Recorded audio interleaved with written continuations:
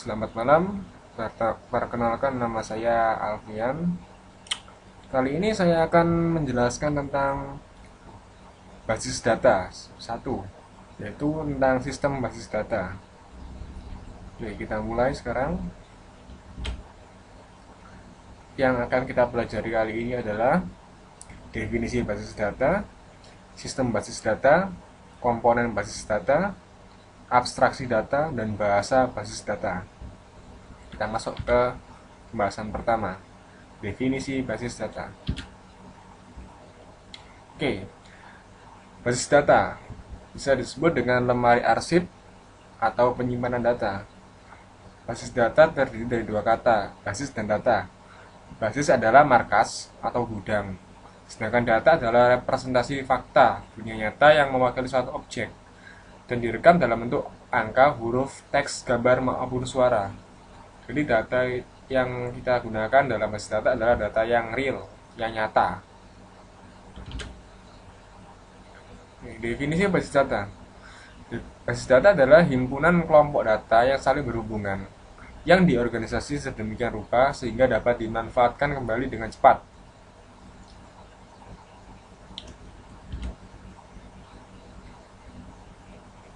Prinsip kerjanya basis data adalah pengaturan. Tujuannya adalah kemudahan dan kecepatan dalam pengambilan data, efisiensi ruang penyimpanan, dan akurasi. Akurasi misalnya ketika memanggil data dan data itu tepat sasaran yang dikeluarkan. Ketersediaannya adalah pemilihan data yang sifatnya pasif dari database aktif, kelengkapan, kompleksnya data menyebabkan perubahan struktur database, keamanan, memberikan keamanan atas hak akses data, kebersamaan pemakaian bersifat multi-user, jadi bisa digunakan lebih dari satu user. Pengguna basis data biasanya adalah pada sistem kepegawaian, pergudangan, akuntansi, reservasi, dan customer service. Kalau biasanya di pergudangan itu adalah katalog gitu, bisa menggunakan basis data. Oke, sistem basis data.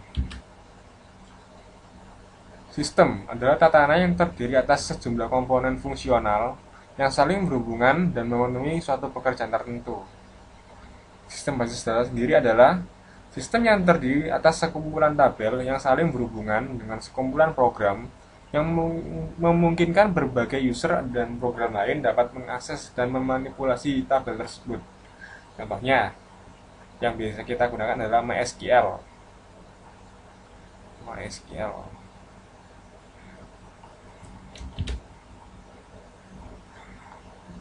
Komponen sistem basis data. Komponennya terdiri dari perangkat keras, sistem operasi, basis data, dan DBMS, pemakai, dan aplikasi yang lain. Perangkat keras sendiri terdiri dari komputer, memori, hard disk, dan peripheral komputer yang lain. OS adalah program yang menjalankan sistem komputer, mengendalikan resource komputer, dan melakukan berbagai operasi dasar dalam sistem komputer. Basis data menyimpan berbagai objek database. Database adalah perangkat lunak yang memanipulasi data, yang bisa menggunakan data tersebut. Misalnya MySQL, Oracle, dan lain sebagainya. Lanjut. Abstraksi data. Dalam database, data disimpan dan dipelihara dengan baik dan terstruktur dalam DBMS.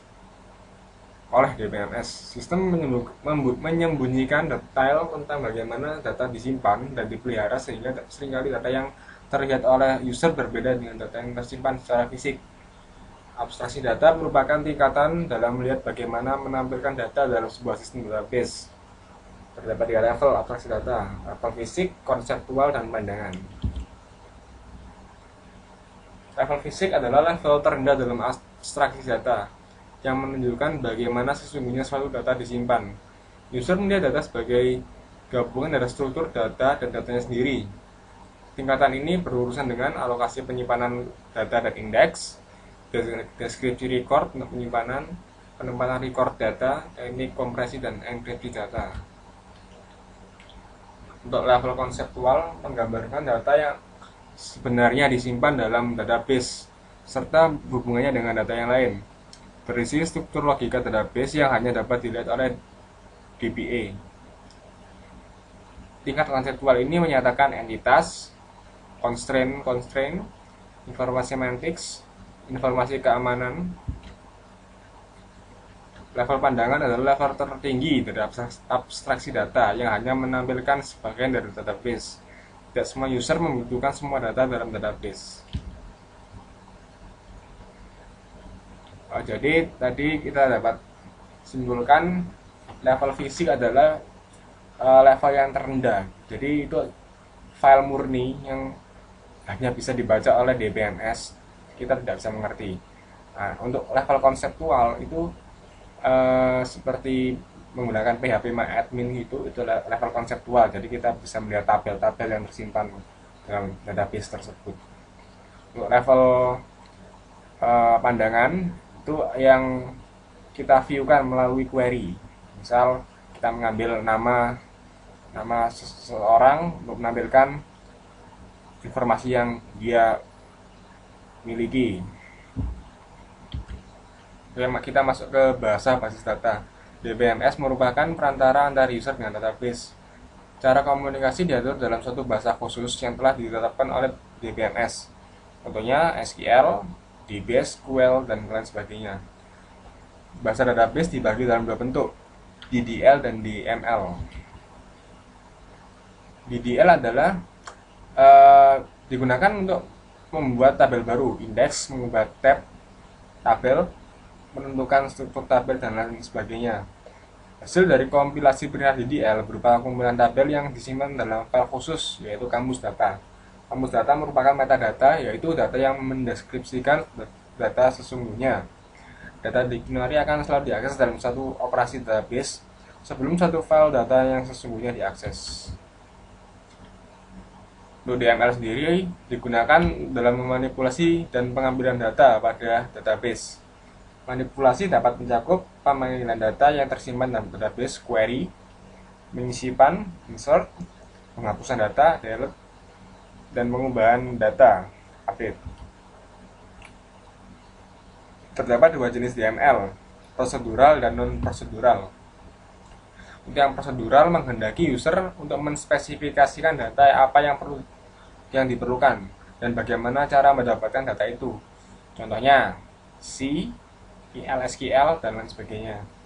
Itu non-prosedural menghendaki user untuk menspesifikasikan data apa yang dibutuhkan tanpa harus menspesifikasikan bagaimana cara mendapatkan data tersebut.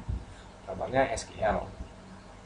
Oke, itu untuk sistem basis data. Untuk bab pertama, kita lanjutkan dalam bab selanjutnya.